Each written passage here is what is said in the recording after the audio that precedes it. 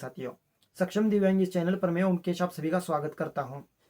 मार्च का महीना शुरू हो चुका है और इस महीने को हम हमारे देश में या लोकल भाषा में ईयर एंडिंग कहा जाता है।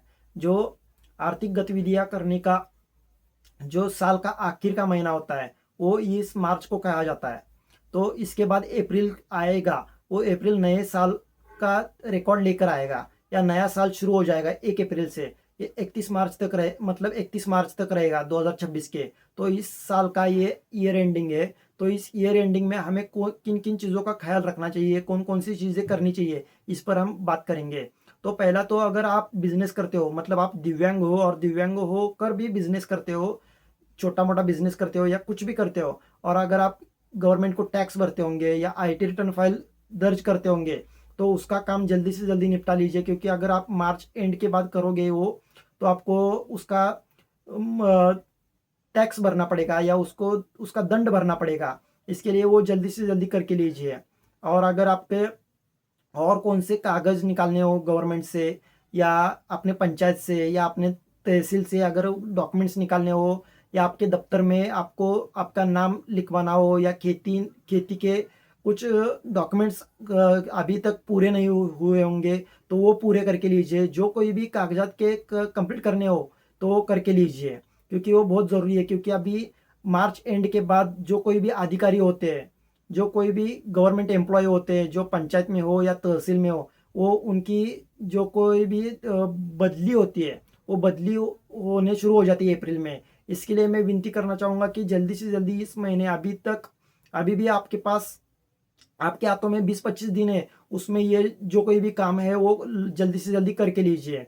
और अगर आपके ऊपर लोन हो, अगर आप दिव्यांग हो और आपके ऊपर लोन हो, मतलब गवर्नमेंट बैंक का हो या गवर्नमेंट का हो, तो अगर आपको लोन चुकाना है, मतलब लोन आपको वो बंद कर देना है, और आपके पास वो लोन का पूरा पैसा नहीं है, मतलब आपने 1 लाख रुपए लोन लिया था लेकिन आपके पास 1 लाख रुपए नहीं है अभी, और वो उसका आप वो लोन आप क्लोज करना चाहते हो लेकिन 1 लाख रुपए नहीं है, उससे थोड़े कम पैसे है, तो आप वन टाइम सेटलमेंट भी कर सकते हो बैंक में जाकर। अभी मार्च एंड होता है तो मार्च एंड में बैंक्स भी सभी लोन्स क्लोज करने के मूड में होते हैं, तो आप जल्दी से जल्दी जाकर वो लोन क्लोज भी कर सकते हो। मतलब मैंने सिर्फ एक आंकड़ा बताया था 1 लाख, वो आपका आंकड़ा कौन सा भी हो सकता है, वो सीरीज कौन सी भी हो सकती है। 1 लाख भी हो सकता है, 5 लाख भी हो सकता है, 25 लाख भी हो सकता है और 50 लाख भी हो सकता है, कौन सी भी आंकड़ा हो सकता है।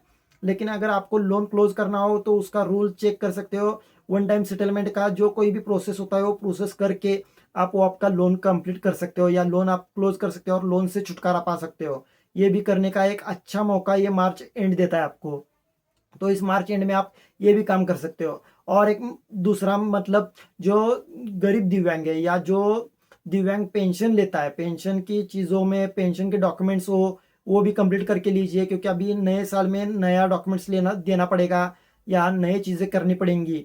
और अगर आप दिव्यांग हो और आप पंचायत में रहते हो, मतलब गांव में रहते हो या शहर में रहते हो, तो उधर आपकी जो पंचायत हो, गांव में रहते हो तो पंचायत आपको 5% देती है आपके, मतलब पंचायत में जो कोई भी मकान कर जमा होता है उसमें से 5% आपको देती है दिव्यांग। जो कर इकट्ठा होता है ग्राम पंचायत को या शहर को, शहर में जो नगर पालिका होती है उसमें जो कर इकट्ठा होता है, उसमें से 5% दिव्यांगों पर खर्च करना रहता है। तो वो राशि स्वरूप दिव्यांगों को दिया जाता है, तो वो जल्दी से जल्दी जाकर लेकर आइए।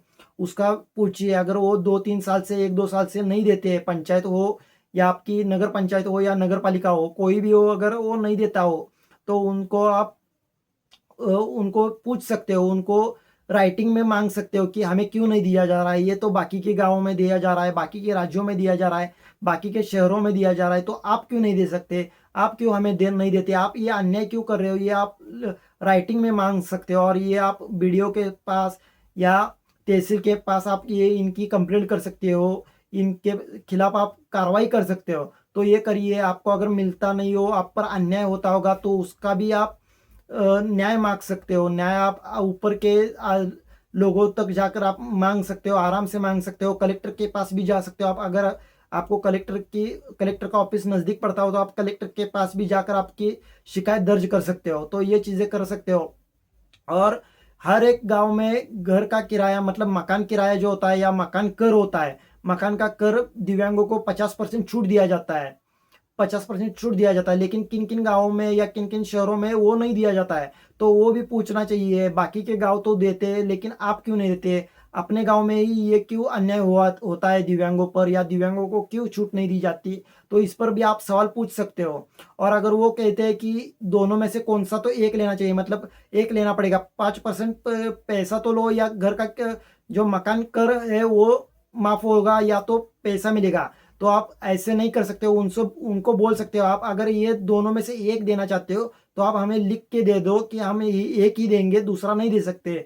आप अगर ऐसे बोलोगे, उनको आप सवाल पूछोगे, तो आपको जो कोई भी चीज़ें आपको मिलनी चाहिए, न्याय स्वरूप मिलनी चाहिए, मतलब कायदे के इसमें रहकर मिलती है जो चीज़ें, तो वो देनी ही पड़ेगी आपको। वो क्या करते हैं, आपके नाम पर वो पैसे खाते हैं, जो पंचायत में बैठे होंगे लोग, या नगर पंचायत में या नगर पालिका में बैठे हुए लोग होते हैं, वो आपके नाम पर, हमारे नाम पर वो पैसे खाते हैं। इसके लिए हमें उनको जवाब पूछना चाहिए, सवाल पूछने पड़ेंगे। हम जब तक सवाल नहीं पूछेंगे तब तक वो आप हमें हमारी लूट करते ही रहेंगे। हम हमारी लूट होना नहीं चाहते, हमारी लूट बचाना चाहते हैं, तो उनको सवाल पूछने पड़ेंगे। उसके लिए हमें नॉलेज इकट्ठा करना पड़ेगा, नॉलेज लेना पड़ेगा, और हमारे दिव्यांग मित्र हो या मैत्रीण हो, फ्रेंड्स के सामने पूछना पड़ेगा, उनसे पूछना पड़ेगा वो क्या क्या सुविधा का लाभ लेते हैं, उनको कौन कौन सी सुविधा मिलती है, या उनको उनका गांव क्या देता है, उनका शहर क्या देता है, उनका जिला क्या देता है, उनका राज्य क्या देता है। ये सभी चीज़ें पूछनी चाहिए। आपका अगर दूसरे राज्य का भी फ्रेंड हो, उनसे भी पूछना चाहिए। बोलते बोलते ही पूछो कि आपके गांव में क्या मिलता है, आपके राज्य में क्या मिलता है, आपके राज्य में कौन कौन सी चीज़ें मिलती है, तो मेरे राज्य में मिल सकती है क्या? तो आप गूगल भी कर सकते हो, गूगल पर भी पूछ सकते हो, या महाडीबीटी हो, या कौन से भी वेबसाइट पे आप आपके जो राज्य के जो वेबसाइट होते हैं उस वेबसाइट पे जाओगे, तो भी उधर भी रूल लिखे हुए रहते हैं, या सुविधा लिखी हुई रहती है जो दिव्यांग को देनी रहती है, या दिव्यांग को जो चीज़ें मिलनी चाहिए वो लिखी हुई रहती है। या पंचायत में भी जाओगे आप, या आपके नगर पालिका में या नगर पंचायत में जाओगे आप, उधर भी लिखा हुआ रहता है, उधर भी पढ़ोगे आप, तो आपको पता चल जाएगा कि ये सुविधा हमें मिलती है, और इन सुविधाओं से वंचित दिव्यांगों को रखा जाता है, या हमें रखा जाता है।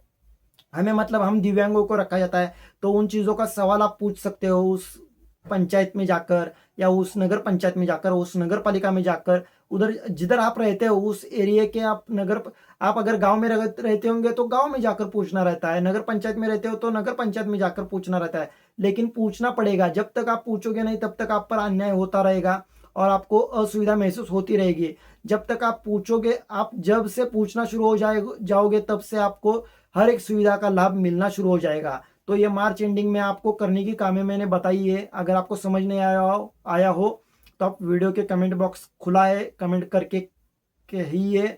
और जो कोई भी आपके मन में डाउट आता है वो ज़रूर पूछिए, क्योंकि मैं आपके सवालों का जवाब देने ही बैठा हूँ।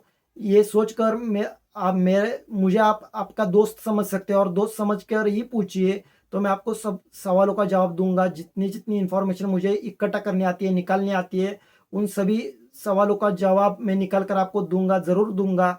ये आप विश्वास रखिए। और अगर आपको कोई भी दिक्कत आती है तो भी आप मुझे संपर्क करिए। अब हम मिलते हैं अगले वीडियो में, तब तक जय हिंद, जय दिव्यांग।